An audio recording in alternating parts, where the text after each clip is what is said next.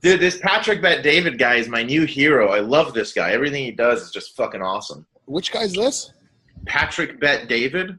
I don't know if I know this guy. Really? Well, I don't know him personally. I mean, I've tagged him, and I was fortunate to get his assistant to like my shit. I don't think it was him, but fuck it. Patrick Bet-David is just he's not a copywriter or internet marketer. He's just like a business dude or whatever. Okay. What I understand, he's got like a $70 or so million a year like financial company or something. And the way I almost think it's like one of those MLM type deal. I'm not sure. I think he like signs up agents to sell life insurance, and he probably gets a cut off the agents. I don't know, some shit. But he's got a $70 million a year company, and he's not selling any online course or anything. He just kind of puts these YouTube channel. He has a big YouTube channel now, and he interviews people like Cardone, Gary Vee, Ty Lopez, all the who's who and shit. But he himself is a badass. I mean, the dude came from Iran as a refugee, lived in Germany in a refugee camp for years, came to the United States in poverty and food stamps and nothing, and then eventually made himself what he is. And he's a young dude. I think he's like 40. Like, holy cow, that's really young. You know what I mean? Like, that's to make $70 million fucking dollars. That's a baller. I want to do that. That's Carlos Redlich money right there. Fuck, man. He's just a little darker, but he's cool. They have makeup for that stuff, They do, bro. They do. It's Halloween after all. Okay, cool, man. Well, it's good to connect with you. I've been following your I had my computer blow up on me right when I was like re-editing that last thing. My computer I just saw you didn't like me anymore. I was like, how's he gonna put out fucking Colin's shit before mine? Fuck Colin. I can't pronounce his last name. And I hope it's recording. But I was like, how the fuck? David, come on, man. We have a history, bro. You got a history. So I had to come back and do another one. I was like, I will say this, though. I'm relaunching Takeover Tuesday. And so all those ones that we did before will go back out. Awesome. Hell yeah. Because I put them to the cloud, so I do have them. Hell yeah. But it's like a pain in the ass rejigging everything and getting it back on a new computer. Yeah. So, man, it looks like you're killing it. You're part of that conglomeration or something you got going on there. Conglomeration? What, yeah, I don't know what that means. Yeah, with all your peeps in some business or something. I'm doing a bunch of shit, man. Like, it's funny. I just launched like a little copywriting training program, but mine is a little bit different too, because I don't really want to be the guru on how to teach copy, although that there is that obviously in the program, because you got to learn how to write copy. Sure. But my ideal person, it's funny, it's like a person, like it would be like, well, not you, but like a person who knows how to write copy, let's say, right? And they're already further along the path, and their biggest thing is, hey, I can't close deals. I can't, because I realize my strength, obviously, I don't think it's like only copy. I don't think like my biggest strength is copy. I feel like there's way better copywriters out there. Sure. The thing I've been able to do better than I think a lot of other people is like really close the deal. Yeah. Like most people spend an hour on the phone, and I'm like, why are you spending an hour, bro? Like 20 minutes and it's 10 grand. Why are you spending an hour?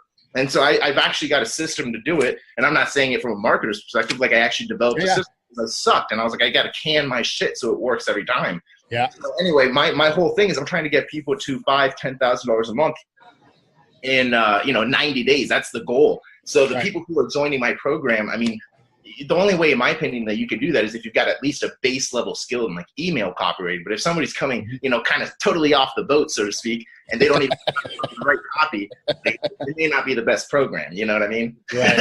Well, that's good, because that's good to like differentiate like who it's for and who it's not, obviously. Yep, we just got another scheduled call, someone who wants to join. I love it, dude. You're doing it straight to a strategy call kind of thing where you're qualifying. Yeah, it's funny because I was developing the pitch because there's so many of these copywriting training programs out there. Like Jake has one, Bond Halbert I think has one. Who else has it? Like the Garfinkel has one. I think like everybody's got one nowadays. So I was so I'm trying to think like, what's my pitch? I don't want to be like, can you read this? Can you write a simple letter in English or whatever the fuck the classic thing is? So anyway, so what I've been doing is just kind of pitching it to my own kind of audience through Instagram and Facebook and doing like it's funny, I've been doing paid shout outs. I've been hiring strippers who've got big like fucking followers and tell them to shout my stuff out. and I get all these horny, like 22-year-old guys who are like, hey, I want to learn how to make money. That is very clever. That is very clever. Funny. Yeah, but I'm figuring out the pitch, and I'm going to be turning it into a webinar. And what and this is just, I don't know if it's going to happen this way, but the way I think it's going to happen is going to be a paid webinar. So you got to pay $1 to attend the webinar training. And then on there, I'm obviously going to pitch you. So I'm going to, outline the whole thing and all this cool stuff. And at the end, I'm going to pitch them on $4.97 a month. Okay. And the goal is to make it a one-click upsell type of deal. Since they just paid $1 to get on, right? Now you watch that's actually probably more of a VSL style webinar, but like you watch my pre-recorded video. If you like it, you click with a one-click upsell on the next page to buy. It's pretty good. So $4.98 total. Yeah, that's a good idea, man. That's badass. Yeah, I like the sound of that. Okay, well, we'll definitely pitch that on this as well.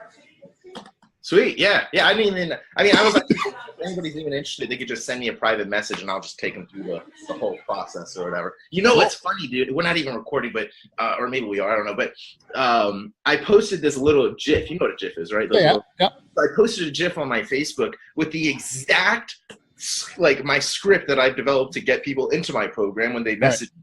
I'm like, okay, it's like just basic questions. Are you looking for a freelancer or are you looking to just learn copy? Most of them want to be a freelancer and make money. Okay, perfect. Next question. It's like 3 questions or 4 questions before I say, all right, it's $4.97 a month, and let's get on a call to see if it's a good fit before you sign up. Something right? But the GIF literally says that it has it's the system. It's the pit. It's right there. And so I had 2 people message me 3 people, but one of them didn't care. They just messaged me. But 2 of them were interested. They read the little GIF. And I put something like, if you can read this, send me a private message, because it was really fast, Right. And so they messaged me, and they were like, so I'm kind of interested in this copywriting program. Tell me a little bit more. And I just went through the exact fucking text message script that they just read. I just copied it. I literally went on my profile. I'm like, all right, well, let's see what this is. All right, we'll copy it. It was the exact same thing that they closed on my appointment. I'm like, look at that. I'm like it's right there. I'm just repeating what they just read. Anyway. It's funny. There's something about that. Like, I think that's one of the main reasons probably why I adore Halbert and Dan Kennedy, is because every time they're teaching, they're selling you at the same time. And there's no delineation between the two. And that's the brilliance of what they do. Yeah. Like, we're going to talk about this, and that's the brilliance of having, like, for you, that's a great idea, because to get more copy, not that you need more copy gigs, I'm sure, but to get more copy gigs, like selling your courses and stuff, is like, because people think, it's the average person who's too dumb to understand anything thinks that, I gave away all my my solid copy course, I gave away all the goods. But it's reverse, because people don't want to do it themselves. No, and you know what? It's less work, in my opinion, because this is what I really love doing. The copywriting stuff it's almost like a hustle. It's like, I can do this, so it's a high-paid hustle. But I don't really enjoy it. Like, I'm like, oh boy, I got a fucking big sales letter I got to write. That doesn't that's a pain in the ass. I'd rather just consult and say, just fix this, fix that, fix this. Yeah. Here's some ideas. The thing is, there's so many people who want to do the copywriting stuff. And the way I've even been telling people, I'm like, look, I haven't made 7 figures on just copywriting. It's just for me. I've made a high 6 figures, but I've never on just copywriting. I've never done that, so I can't show you how to do that. But if you want to learn how to trade your time for dollars a little bit more effectively, you're still trading time for dollars, but we can take you from $3,000 a month to $12,000 a month. That could be a fucking game changer for you. And then from there, you use that as a plateau, like what I'm doing, to do other shit. You get to a certain income level, you traded your time for dollars. That doesn't mean you do that forever, right? But to go from this to that, to eventually go here, there needs to be some in the middle. Recording this already, so we just, good. Include the part of Colin. That'll start some controversy and shit. Yeah, exactly. That's what's good about you too, is you have such a good energy, Carlos. That's why I think we're good friends. That's what's good about you. You just make fun of other counterparts in your industry and shit, and then go to seminars and they jump you and fuck you up. Yeah. Start rolling with tons of people. No, I'm just kidding. Can you imagine? I would hope so. Guys coming up, suited up. You're that motherfucker. I'm gonna kick your ass. Oh shit! I'll go hide behind Facebook. The women can be free to jump me if they wish at a seminar.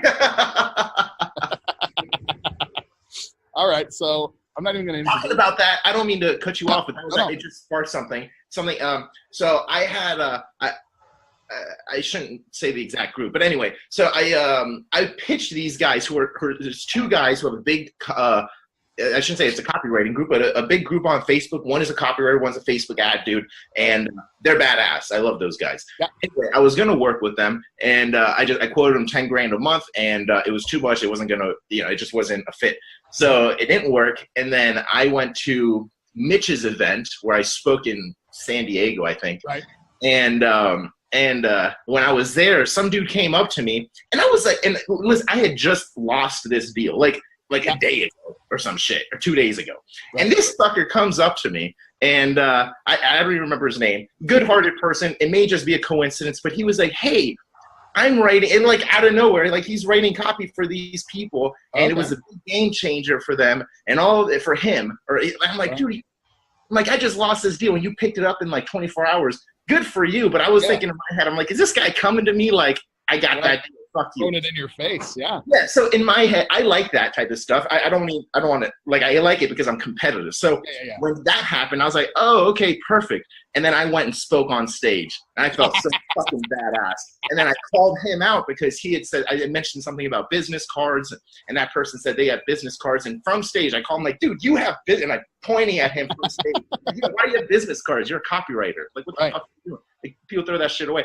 And in my head, I was like, that was cool, man. So there was just a pure ego moment. There's no real lesson in that. But I was like, look at that.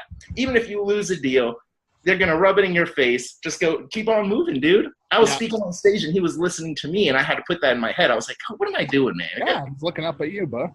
Yeah, but it was fun, dude. That's kind of what I like about the game. So it may sound hateful, but I actually like that kid. No, I think because it's fun, dude. Like, that's like, you stole my gig, dude. Good for you. Now that's what the juice is. Yeah, it's a fun, dude. I came from martial arts, so that's kind of like a sparring match, and he just got the better of me. So it was exactly. Good. That's how people treat other friends too, right? I mean, you're always bagging on your friends. Dude, Everett Farnell beat me in a split test, and I don't know if I ever paid him for it, but I told him I owed him some sort of alcoholic drink, and I just never got it for him. But we do this shit all the time. Like, if he and I had worked together on a certain project, and sometimes we get split tested against each other.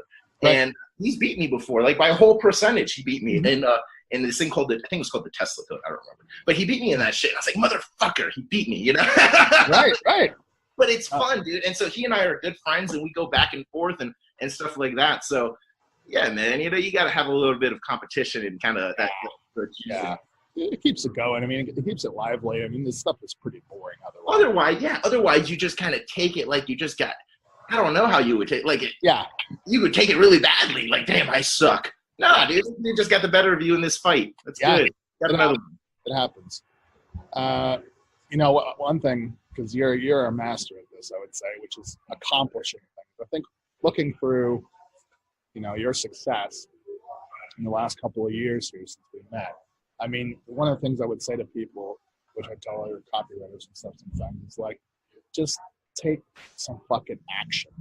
Like, you are the master at this, I would say. You do, that sort of imperfect action taken immediately trumps the perfect action where people are planning and waiting and doing all that stuff. And you just crush it. I mean, you got, 2 books out? Yeah, I got 2 books out. I should have had another book out. I started and just never finished it like a loser. Yeah. I should have had another one out. Yeah. I think I'm going to get you to write the foreword to my book. Oh, fuck yeah, I would love to, dude. Yeah. That'd be an honor. Thank you. Because I need to write a book because I feel like a fucking lazy sack of shit when I talk to you. Dude, everybody should write a book. Here's one of the advice. I'm actually going to be giving this advice probably on Friday because I have a little mentorship program where I help some copywriters get new gigs and stuff like that. These usually aren't totally new copywriters. They're people who just want to start making money.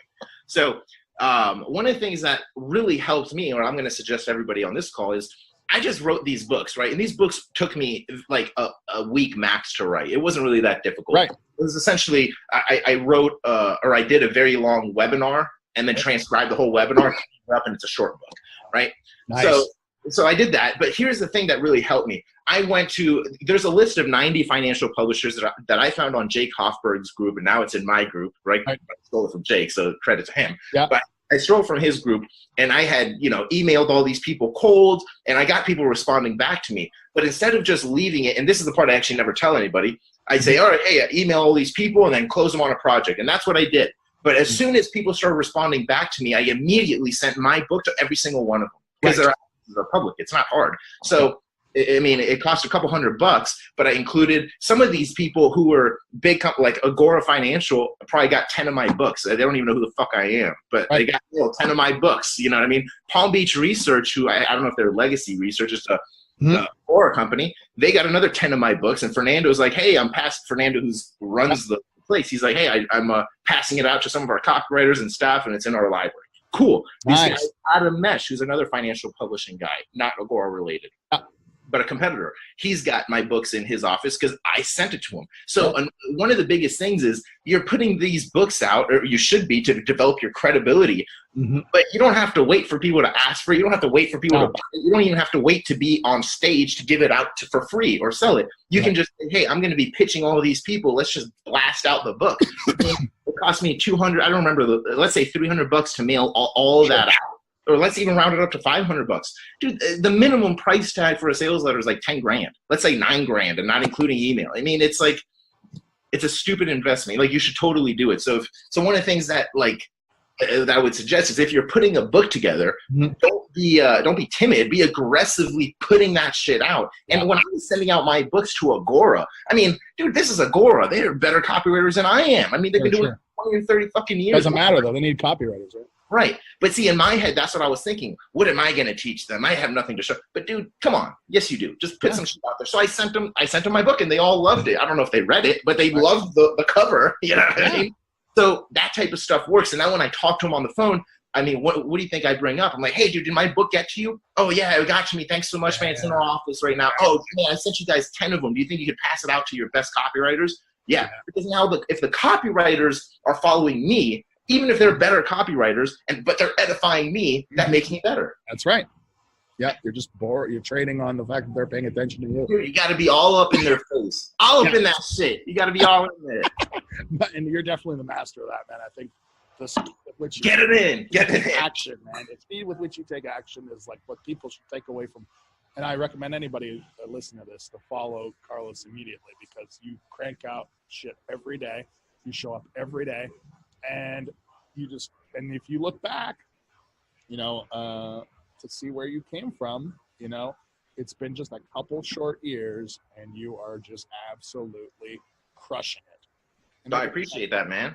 That maybe even sounds like a long time to people, but think about the span of your life, all the stuff you've done up till now, and have nothing to show for it. And just and you've been crushing it for a while. So it was like, dude, it's been about 4 years in the copywriting game, from charging like $100 a sales letter or free just to get a testimonial to now. So it's definitely like, I see other people who are coming in before I did. I was looking at, and I'm like, dude, why aren't you like? It's like, I think what ends up happening, and it actually ended up happening when I first broke my first $10,000 in 1 month, and I knew I was going to get it again in the next few months. In my head, I had retired. I was like a retard. I'm like, this is stupid. But for like 6 months, I had mentally checked out and retired. I'm like, oh, I made it. My goal was to get off of food stamps and get off of being fucking broke and make 6 figures. I've done it. I'm under 30. I'm done. Now I'm over 30, but I was under 30. I was like, I'm done. And that eventually didn't work out, because what happened is my clients started dwindling. Not because it was like, well, maybe it was my fault, but a lot of it was just, I mean, I've been working for 6 to 8 months, and they're like, all right, we've got basically all the shit we really need. Yeah. Done, dude. It's a finite resource. Yeah. So I think that's good too, because if people listen to this and they go investigate who you are, and by some weird stroke of imagination they don't know who you are, then you'll see some of the pictures and stuff you posted. It was just not that long ago where you were like sleeping on a friend's floor. You were, like you said, on food stamps. You're the essence of there's that great selling book, How I Raised Myself Up in Selling. I can't remember the name of it now. The guy's name's Betcher, Frank Betcher, I believe. How I Raised Up Myself in Selling or something. I'm getting the title wrong, but it's one of the best sales books ever.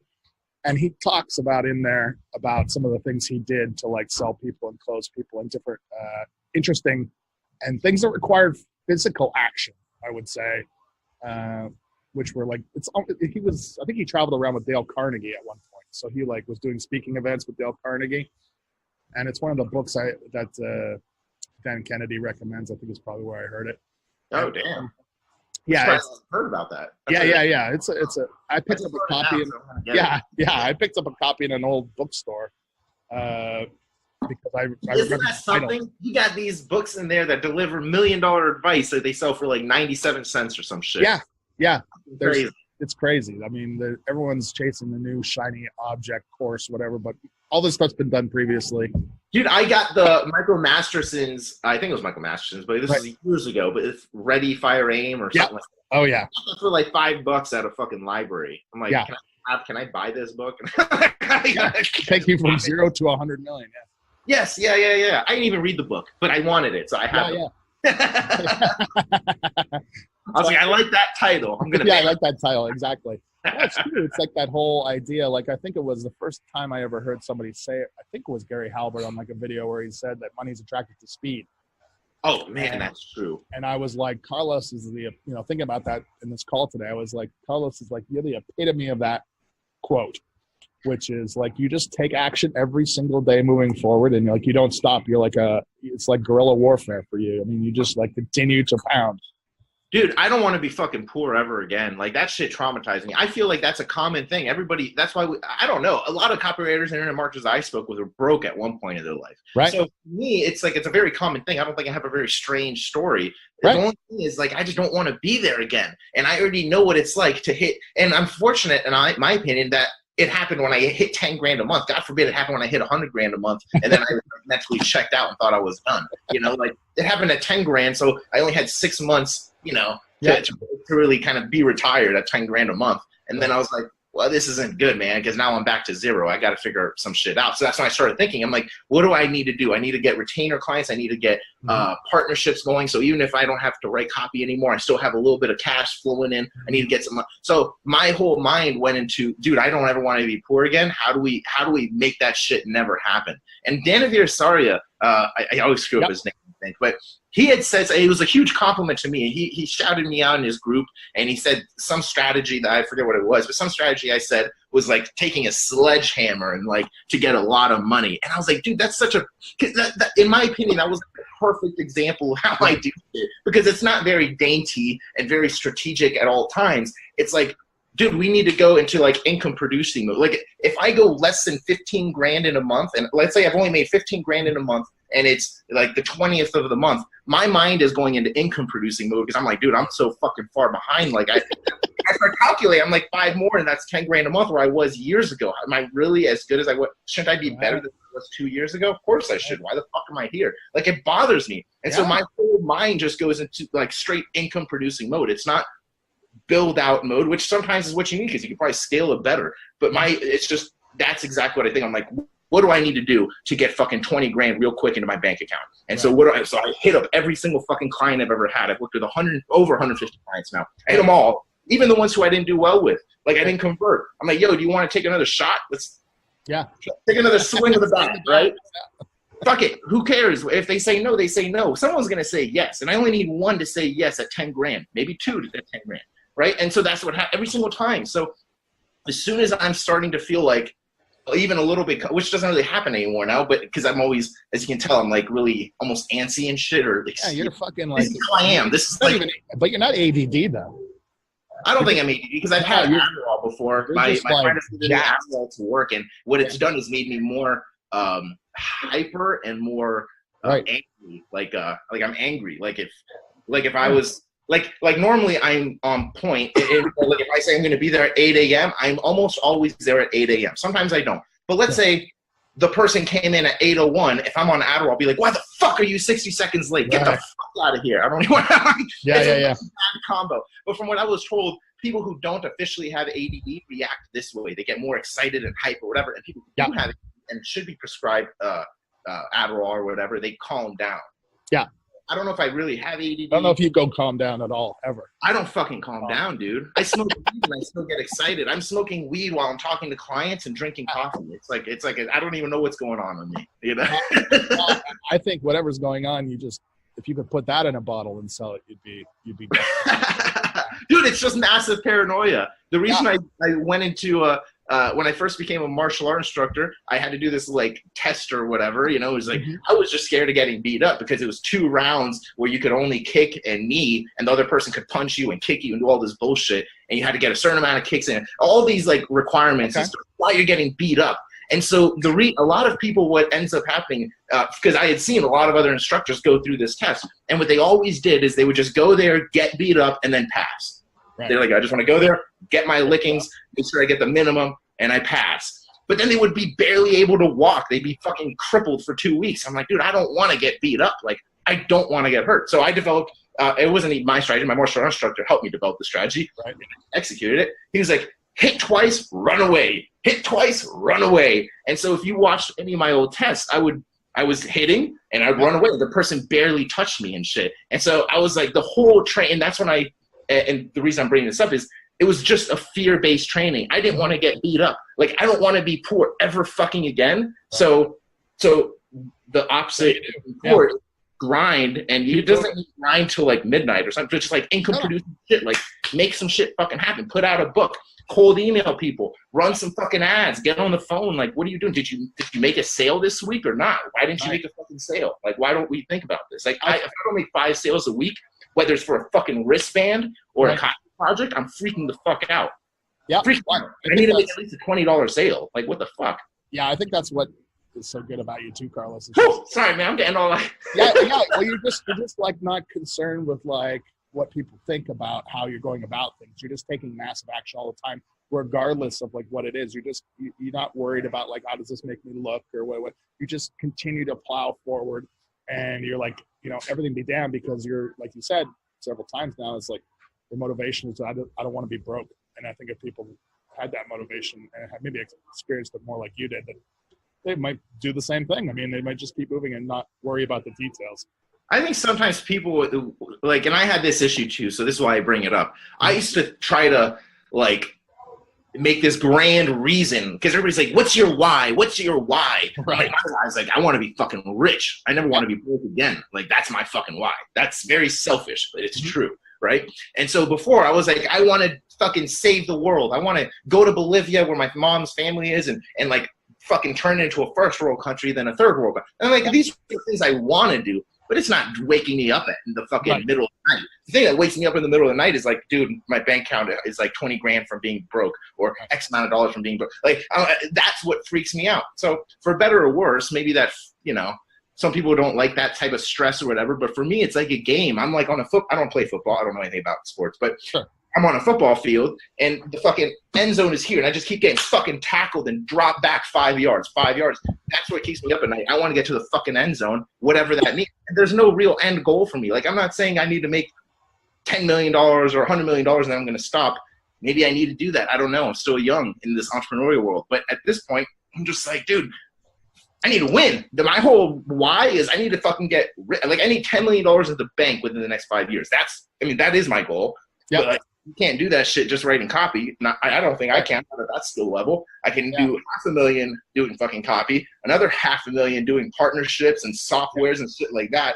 But now there's $9 million I need to make the fuck up. How do I do it? So now what am I doing? I'm trying to set up a couple companies that I can build up to $100 million a year with partners. Can't do it on my own. I'm not a fucking accountant. That's not my skill level. And then sell that shit off for a multiple. Right. So yeah. So anyway, man. Nice. Yeah. Nice. See, if anyone's seeing, listen to this, Carlos is just on fire. I mean, his upbringing, what he went through, all his stuff has led to this point where he's like decided one day, whether it was an epiphany or you just looked around one day or whatever happened, you were like, this is never happening again. And from that day forward, you were just like. I remember what it was. It was when Tiffany and I were so fucking broke. All of our water got turned off. Our lights got turned off in our house. And we were, it still gives me chills, makes me fucking crack up sometimes. It's like we went to our neighbor. We had to wait till our neighbors went to work because they had jobs like normal people. I was still trying to do this entrepreneurial fuck. And I didn't have any money coming in. And we couldn't pay our bills. And everything was getting cut off. So when they left, I would go and steal water from their fucking outside watering hose, put it in buckets so we could fill it up for the toilet so we could take a shit and a piss. And then how would we fucking shower? We had to go into a pool, or we had to fucking get this stuff. Dude, it's a lot. So when I thought about that, I'm like, this cannot fucking happen. Like, this cannot fucking happen. And some people may think I'm I don't know, like chauvinistic or whatever, but I'm like, I'm a fucking man and I can't provide for. No, I think you're right. Like, this is not, you're not a man. You're almost less of a man.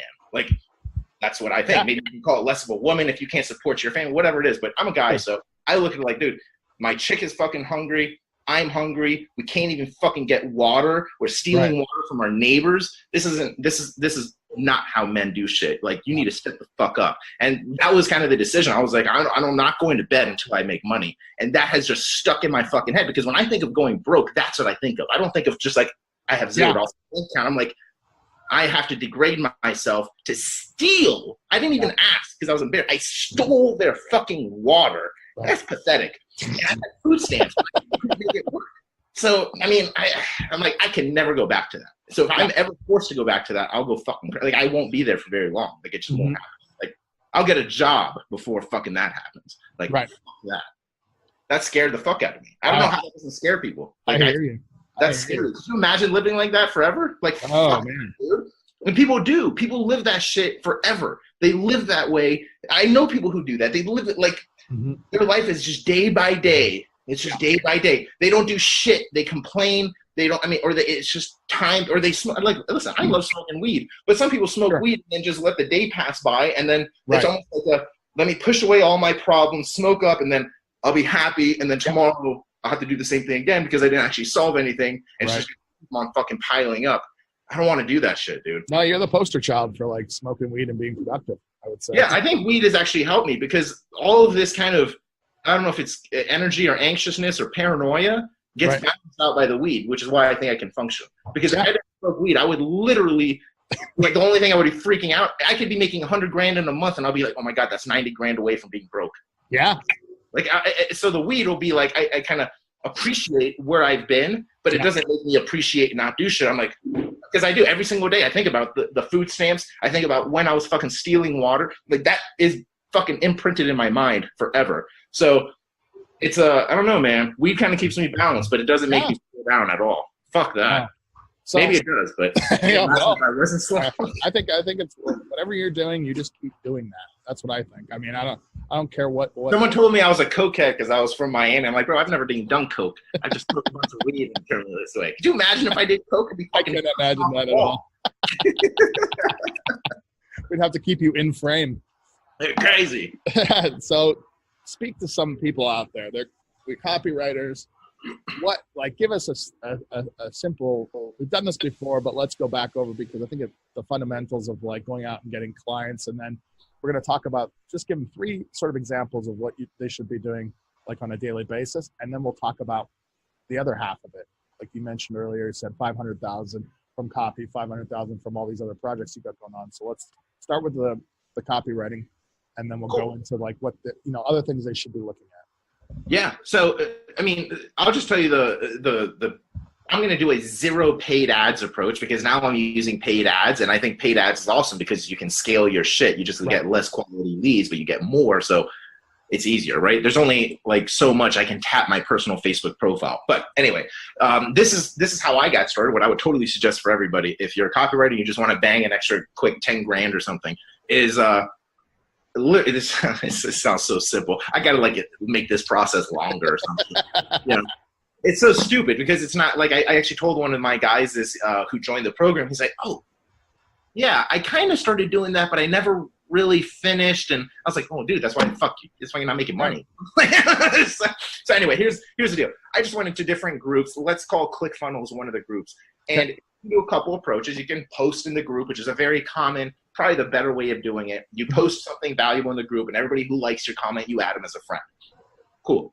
The way I did it, I didn't do that shit. I mean, I posted and I did that, but then I just went through the members list and just fucking added everybody. Because I had like 100 friends that were all from high school. None of them were going to give me money, right? So I needed to fill this shit up with people who could possibly give me money. Right. And so I literally just fucking spam added all of these people. But here's the difference. I didn't do this. I did do this, and then it didn't work, and then I stopped doing this, right? But you don't automatically add all these people and say, hey, do you want copy written for you? I'm charging $5 grand or this.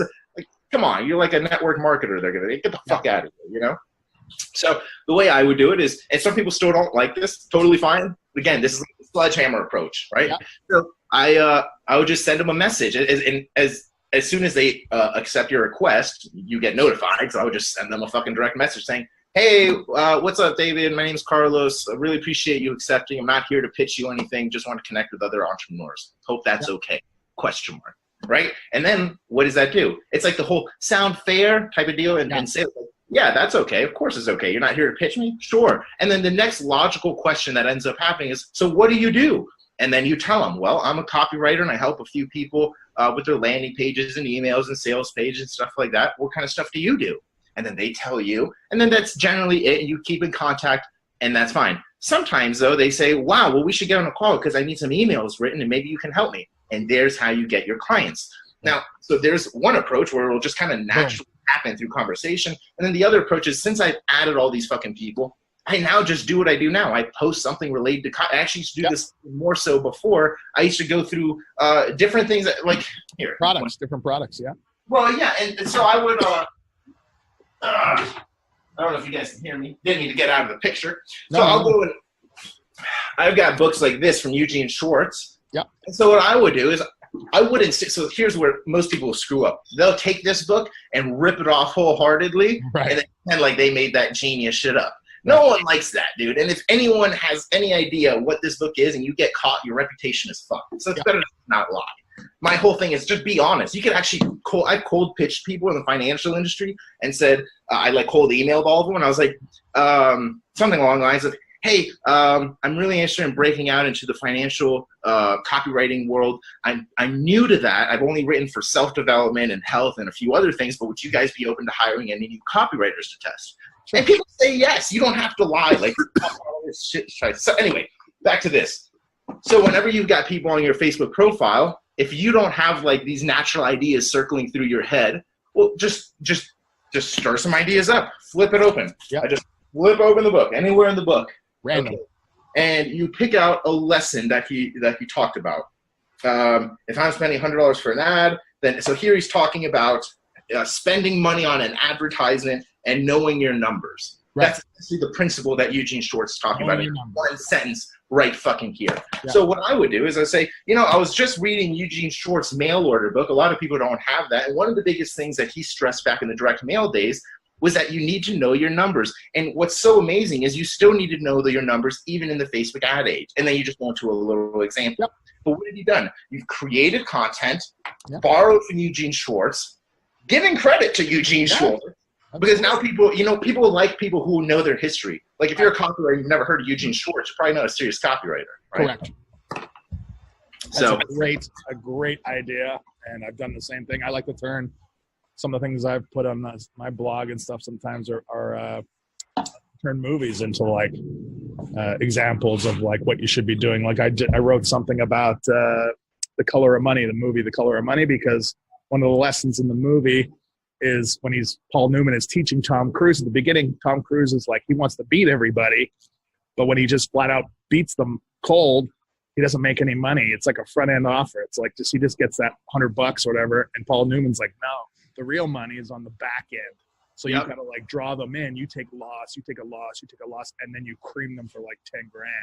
And that's sort of the same idea of marketing is like you want to draw them in. You don't want that front end money. You want that back end. So that's actually how I get my retainer gigs. Or when I was really actively doing it even more, I was doing it more. But I would sell a single project. So, for example, let's say I'll actually give you the process. So what ends up happening too is if you're smart, you pay other copywriters and other people a 20% referral fee for sending you business, right? So if somebody sends me a $10,000 project, just because they create a Facebook chat intro, did nothing else, other than say, hey, Carlos, so-and-so is looking for a sales page. Here's my introduction to see if you guys can work something out. Just for doing that, if that person closes on 10 grand, I send that other person $2,000, 20%. They didn't do shit other than create a Facebook chat intro, and chances are they just saw that person in a ClickFunnels group saying, hey, I need a copywriter, and they were smart, hit up that person and said, hey, I know a copywriter. He's a little bit expensive, but he's really good.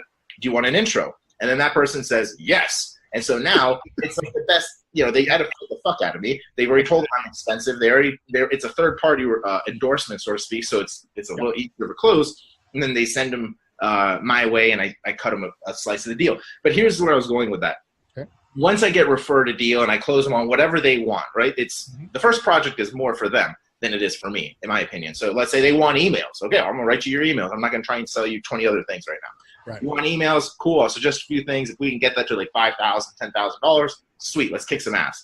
And then after, but it's before I take their money. Let's say they agree to that. They're like, yes, I'm down for that. Initial project for $5,000. It's gonna take 2 weeks. Everything's okay. Where do I pay? Right? They get to that point. What I say is, awesome. I'll go ahead and send over the PayPal link. But I want to ask you something real quick. Assuming I do really well with these emails, landing, whatever the fuck you're doing for them on the first deal, would you be open to a monthly retainer option for $5,000 or $10,000 where I'm your go-to copywriter and handle everything for you? Right. Be open to that, assuming I do well. And if they say yes, which a lot of times what will happen is to say, well, yeah, if you do well and we're making money, there's no reason not to do it, right? That doesn't mean everyone's going to close, but it makes it a lot easier to pitch and close a retainer deal, because now when you hand in that project, you say, hey, here's the deal. When do you want to schedule a call? Are you available to schedule a call next week to see if the retainer gig would be a good fit? Right. It's a very easy transition because they've already been pre-framed for it. And they like it because they get the benefit of an employee, kind of, even though you're not an employee, but they get the benefit of having one copywriter who knows their message, who's going to crank shit out, hopefully on time, and do all that good stuff. It makes it a win-win for them. And if they're making $1,000 or $100,000 a month or something, let's say $1 million or so a year, paying you $10,000 a month really isn't that big of a deal. Right. You know what I mean? Even $5,000 a month is an easier close, especially a person who's taking $100,000 a month. They pay $5,000, and I quantify it. So I'll say it's $5,000, assuming they're all good for that. They've agreed, yeah, I would be open to that, and we get on a retainer discussion. Now when we start talking about a retainer, I say, perfect, I just kind of want to be upfront with you. I'm looking to do this for a year. I want to be your go-to copywriter. There's no contracts. If you ever want to cancel, totally fine. I just do me the solid and let me know 30 days in advance if you could. Right. But yeah, so if we're doing $10,000 a month, that's $120,000 for the entire year. So I just want you to be fully aware of that. This isn't a $10,000 investment. It's a $120,000 investment. Right. How long does it take you to make $120,000 right now? Oh, it takes me about a month and a half. Perfect. So if we could increase that, say, to $150,000 a month or $200,000 a month, would this make it a little bit more worth it for you? Yeah, of course. Because now what you're doing is you're paid for to be a long-term person. They're not looking, hey, I need to make my $10,000 back. They're like, how do I make $120,000 as quickly as possible? So if we can do that in 2 months, I can keep this for a year. Yeah. It's free, right? So you do that. Yeah. No, I think that's. Or you ask for money up front. I've done that too. So I don't want to cut you off, dude. I ask for $90,000 up front, and sometimes they'll close. So if you've worked with a person, and this is the second upsell, if you will. So you've closed them on the first project, and then you've upsold them to a $5,000-$10,000 retainer gig, and then you after, let's say, 3 or 4 months, what I like to do is I'll offer them to do a year payment up front. That way, at a discount. So if they're paying, $5,000 a month, I'll just say, well, let's do 3 times 12. That's like $36,000 or 40. What is that? 3 times 12. What was it? 3 times 12? 36.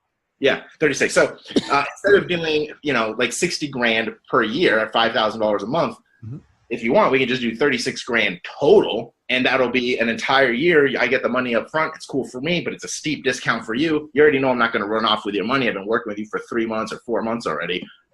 Would you be open to that?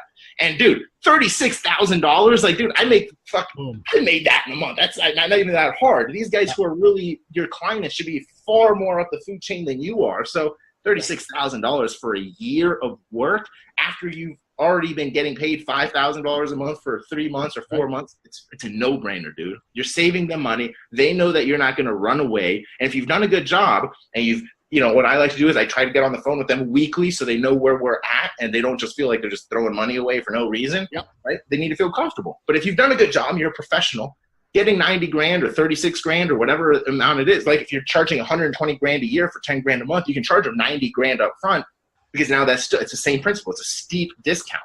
Right. It's only a lot of money for the copywriter, not for the other guy.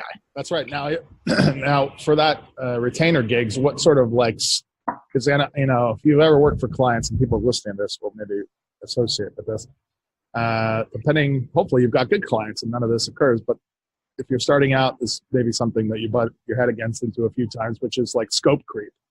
So when it comes to what you offer for that $10,000, or that $5,000? Where do you draw the line? What's the amount of work you're taking on for that?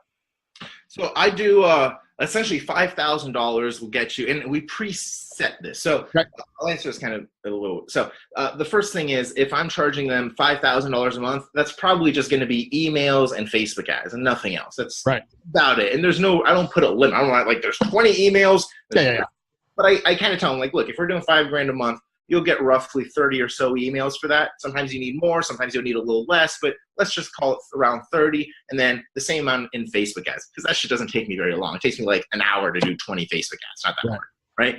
That'll be my pitch. Now with $10,000 a month, I call it unlimited Carlos.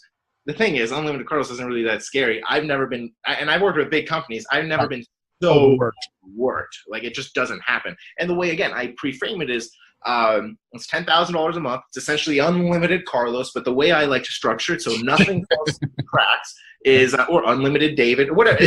No, I like the sound of that though. It's funny. Well, one of my clients actually, the reason I got this is from one of my clients who told me, he's like, can we just pay you $90,000 up front instead of $10,000? This is where the whole deal came. It was actually suggested to me. Can we just pay you $90,000 for the year instead of paying you $10,000 a month? It's kind of a pain in the ass for accounting. It's just easier just to get it done in one fell swoop. The guy was a $100 million company. So for them, it's like, can we just, this is just annoying. I have to keep fucking paying you every month. Like, but with and he was like, and we'll just do unlimited Carlos. But here's how you frame it. So unlimited, Carlos essentially is like unlimited Carlos, but we want to make sure that at the beginning of each month, we set a plan of what needs to be completed that month. So let's say you have 5 funnels that need to be done that month.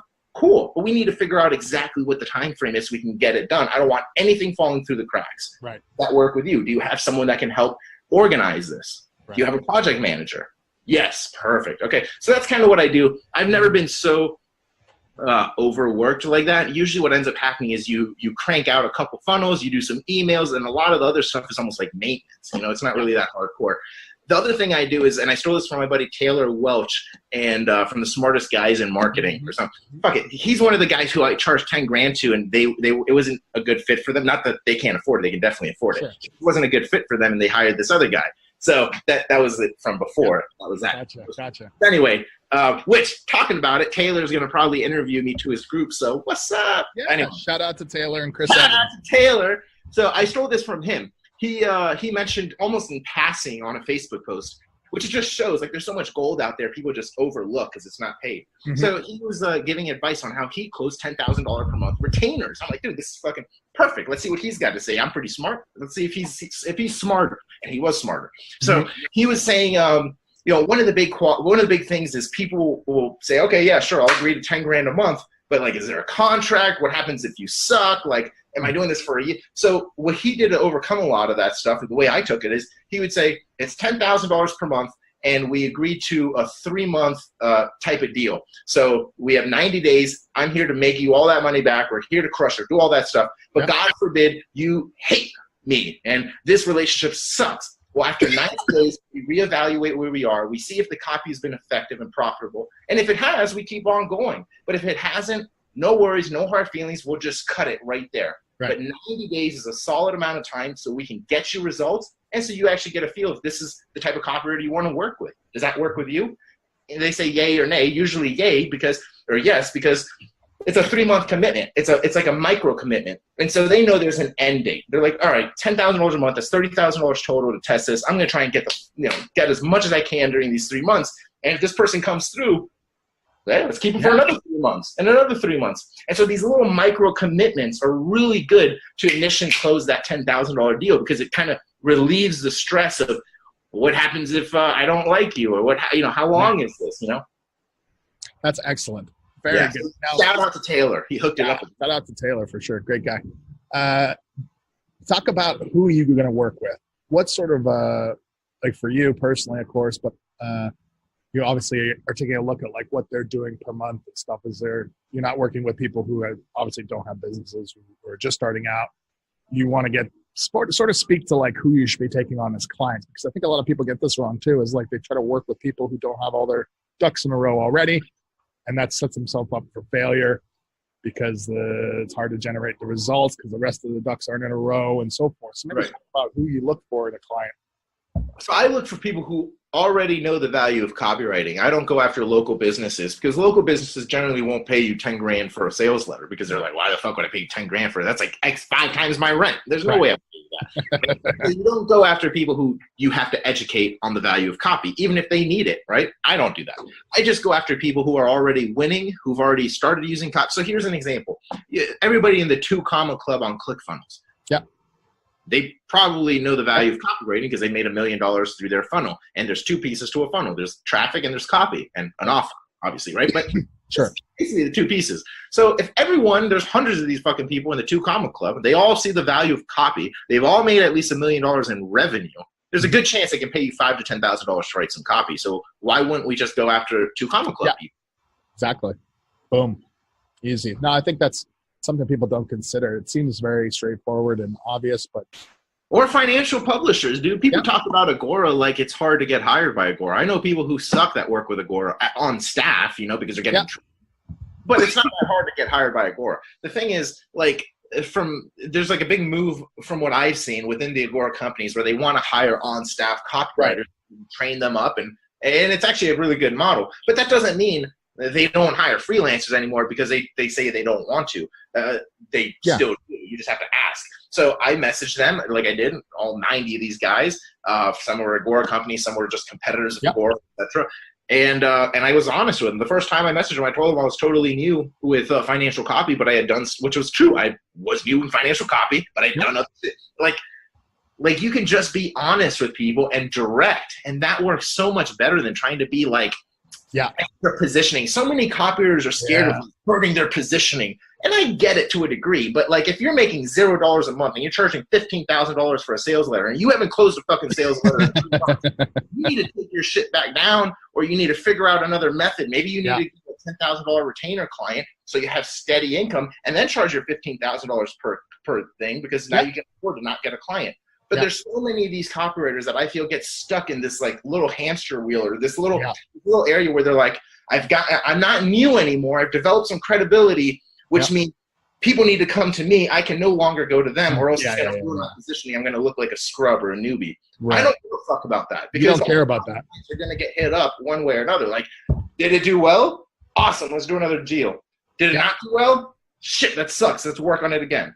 Like I don't know. I mean, at the end of the day, I'm not trying to please another copywriter. I'm trying to fill up my fucking piggy bank. So the copywriter who's like, I charge 20 grand a sales letter. Fantastic. Probably got more money in the bank than you. I could not, but probably do, because all the ones who charge 15, 20 grand, dude, there's only one, or there's a very small majority of clients that are going to pay you that much. It's all the financial publishers. So those, Then the health guys, who are kind of like the financial publishers anyway, right? On a smaller scale. So, and what if you bombed for them? What if you didn't do that well for them?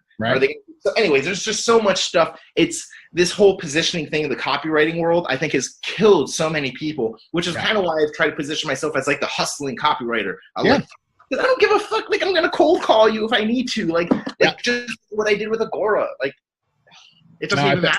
I think that's an important message. If people take nothing away from this, is like, get your money right. Get your money right, and like, don't be afraid to like, hurt your positioning, because until you actually have a reputation, that positioning stuff is really going to work for you. A lot of people don't like this guy named Grant Cardone. I love him. And I see a lot of, I don't know if I would put it this way. I see a lot of myself when I look at him. I'm like, he's a more advanced version and stuff of me. But I look at it, I'm like, I mean, shit, I'm the same way. I heard him say something where I'm selling $15 things or $50 million apartment complexes. I don't give a fuck. I need to have money coming in. I'm like, dude, that's exactly how I am. That's exactly how that's exactly how I am. And I was like, this is crazy, because so many copywriters, just like what we said, they'll just get stuck and they got to sell the high ticket deal. Like, dude, you got to get some momentum. If you don't have any small wins, like this little wristband or a little book that I give away, like those are small wins. And whenever I'm having a slow month and income coming in, I think of like, what small wins can I do? Because it just stacks up onto each other. If I've given some of these out for free for $3, hey, just cover $3 for shipping, and that's turned to a $5,000 deal because the person who got it was a fucking internet marketer. So I'm like, oh yeah, here we go. You just got to get those small wins and that momentum, man. And when people were talking about, oh, you shouldn't do this as a copywriter, or you should do it this way, I'm like, dude, you need to get your fucking money right. That's what you need to do as a copywriter. Like you're a copywriter. Why don't you have money? Like your whole job is to generate income for someone else. How don't you fucking have income? Is it because of your positioning? If that's the truth, you need to fix that shit somehow. I don't know what to tell them. I think it's like, and I think the positioning thing, if I'm like really honest, and I'm sort of like looking at how it works psychologically on people, it's like another barrier that they hold up to prevent that keeps them from the money. It's so like true. Almost, you know what I mean? Because they've been so true. People that are like far ahead of them, like the Dan Kennedys or other top copywriters have said this is important. It is important, but only if you're actually making money eventually, you know? And it's, I mean, part of positioning, like this whole book was done in like a few hours that I did. Right. Look at that. It's even, I signed it. I don't even know who it was supposed to be. I was supposed to send this to somebody apparently, and I never did. If anybody out Sorry, there Bill. book, then let us know. Yeah, man. It's like anybody can put a book together. Anyone can put a book together. The stuff you will find in here is stuff that's been in virtually any other copywriting book because they're all the same principles, just with another flavor. Here's a headline. Here's the fucking AIDA, you know, like it's not difficult. But when you get some piece of credibility, like this is credible. This means you're a credible person. This is all the positioning I feel that copywriters need. Second to this would be speaking on stage, because if you speak on stage, you're naturally an expert. You are naturally the person in charge, right? Yeah. So, you know, like. Now Carlos is doing it right, man. You're killing it, bro. You're killing it. I don't even like speaking on stage. I'm scared. But every time I go up there, I make money. And it's not even from it's like afterwards, because then they hit me up afterwards and I get gigs, or I get people who want to join my mentorship program or something, you know? No, I think it's important to just put yourself out there and just like forget about all that. What, you know, I think humans are the worst at this, of course, which is, you know, animals don't think like this, I presume, but they're like, what if? And it's like, doesn't matter about what if. Cross that bridge when you come to it. Just put yourself out there first. What's that part of the brain? I'm going to sound like such a loser. Like the amygdala or something? Or yeah, the medulla, fucking medulla oblongata or whatever the fuck it is. Yeah. Something back there. It's like, it's basically drives you with fear. Like it's a whole fear-based thing. So everything, it's like, hey, watch out. You could get hit by a car. Hey, watch out. You could fail. Hey, watch out. They're going to hate you. All this shit. You just kind of have to learn to ignore that. Like, you know what I mean? I don't know. It's like when my mind is telling me slow down when I'm in my Corvette, I just keep going faster, you know? Yeah. No, I think that's you're an excellent example for how to start and maintain and blow up a copy career, Carlos. I think you're an A+ example. Oh, I appreciate it, dude. And sometimes I just want to throw this thing out is we sometimes think of how much we can make every month. And that's cool. I still think like that at times. Mm-hmm. But if you change your perspective a little bit, you're like, well, what if I just made 90 grand with one client? What if one client gave me 36 grand for a year of work? Well, that'll get my piggy bank up a little bit to now where I can focus on a few more things. So sometimes it's not, hey, I want to make 10 grand a month. It's like, well, what if you just made 90 grand in a day? Yeah. Right? Because one client can do that. Yeah. So. No, I think that's great. How do people get a hold of you, Carlos? Just send me a private message on Facebook, Carlos Redlich, Redlich. My personal profile. Just shoot me a message on there would be the best thing. And tell us, before we close out, tell us about the course and shit and the program you got running right now. Yeah, definitely. I appreciate it, dude. So the Copywriting Unleashed mentorship program that I've got going on, it's really designed for people who have a basic understanding of copywriting already, not totally new, but the whole purpose of it is I'm trying to get these copywriters to level up in their income. So yes, there will be stuff on here's how you do a landing page, here's how you write a sales page, and there is stuff like there's actually 100+ videos dedicated to just the copy training stuff. And part of my weekly training is actually going over technical. Here's how you write a sales letter. Here's how you do a Facebook ad. But the other half of that live training, which is really where I think a lot of the value is people get to A, submit their copy for critique, but B, we also get to role play and figure out real scenarios where we can get that $90,000 deal. Because I'm not really trying to show people how to write another sales letter. I'm trying to show them how to get their piggy bank up, you know? Right. That's amazing. So this is more for the professional copywriter, not someone who just wants to learn copy. There's tons of other people to learn copy from. Here's we want to make money. Give somebody a reference if they're trying to learn copy. What Oh, courses? there's tons of people, yeah. My buddy Bond Halbert is a fantastic copywriting teacher, Gary Halbert's son. Jake Hoffberg is another great copywriter. He writes for the Agora companies, I believe Dent Research, and he's got a financial copywriting program of some kind. It's great. I believe David Garfinkel may have something. There's a bunch. Clayton Makepeace's course. I know you're. Makepeace is a great. Yeah, I learned a lot from Makepeace when I wrote some copy for Agora. He was one of my copy chiefs and helped me a lot. I learned a lot from Clayton. So Clayton is another person. And so if you want to learn kind of the fundamental, here's how you write a sales letter, here's how you write an email, and all that stuff, I would suggest go through one of those first. And that's what I would suggest. But if you're already in the game of freelancing and you're trying to, you maybe haven't hit your first 6 figures yet, or maybe you have and you just want to keep on going up, then that's more who my program is for. I really only want to work with people who are in the field and really just trying to make a fuckload of money, not just learn copy. Think of it like this is the copy closer program. Right. That's what you should call it. That's what you should call it. Hang on the line, Carlos. I want to talk to you a little more after the show. But for everyone else, that brings to close another exciting edition where we had Carlos, who's one of my OGs in the copywriting game here. He just kicks ass all the time. He's so fun to talk to. And we'll be back with another guest next week. Hopefully that's exciting and as bouncing off the ceiling and as kick ass as Carlos.